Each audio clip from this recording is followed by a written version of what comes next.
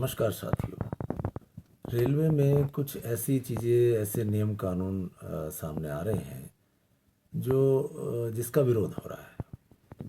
अब जैसे कि रेलवे में एक नया कानून आया पार्सल बुकिंग में कि भाई जो भी पेमेंट होगी वो यूपीआई या दूसरे सिस्टम से होगी, कैश नहीं होगी, कैश नहीं ली जाए। तो किसी कोई छोटा व्यापारी होता है, कोई बड़ा व्यापारी होता है, किसी को यूपीआई चलाना ही नहीं आता है, सिस्टम ही नहीं होता है, तो उसका माल कैसे बुक होगा, वो कैसे इसमें रेलवे में आएगा। दूसरी बात यह है कि रेलवे एक बॉक्स दे रही है अपना बना के कि भाई इसमें माल बुकिंग करके आप भेजिए।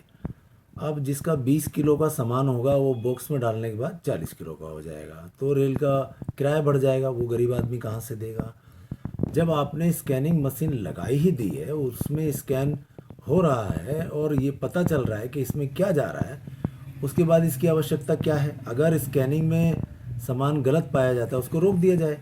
लेकिन ये भी सुनने में आया है, ये भी देखने में आया है कि स्कैनिंग होने के बाद उस माल को काट के फाड़ के देखा जाता है और बाद में पार्टी उसको लेने से मना कर देती है, उनकी प्राइवेट पार्टी, तो वो भी परेशानी झेल रही है। इस तरह से जो ये समस्या आ रही है, इससे रेलवे का पिछले कुछ महीनों से, और अब अगर आप चेक कर लें तो रेल की अर्निंग करोड़ों रुपए की घटी है।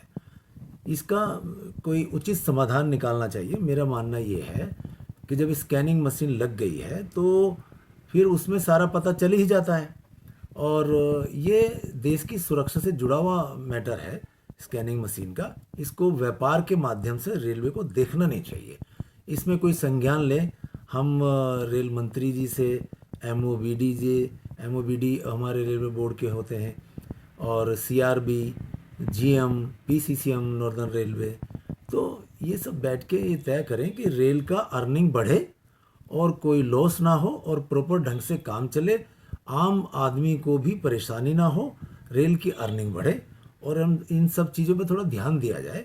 अन्यथा फिर ये क्या है कि लोग सड़कों पे आते हैं, चिल्लाते हैं, फिर उसको संभालो, 10 तरह की बातें होती हैं। ये रेल जनता की प्रॉपर्टी है और हमें भी ये सोचना चाहिए, हमारा भी ये फ़र्ज़ है कि रेल की प्रॉपर्टी को बचाए रखें, संभाल के रखें और रेल आगे बढ़े, रेल प्रॉपर्टी को कोई लॉस ना हो। ये रेल अधिकारियों की भी और हमारी भी जिम्मेदारी है। धन्यवाद। जय हिंद।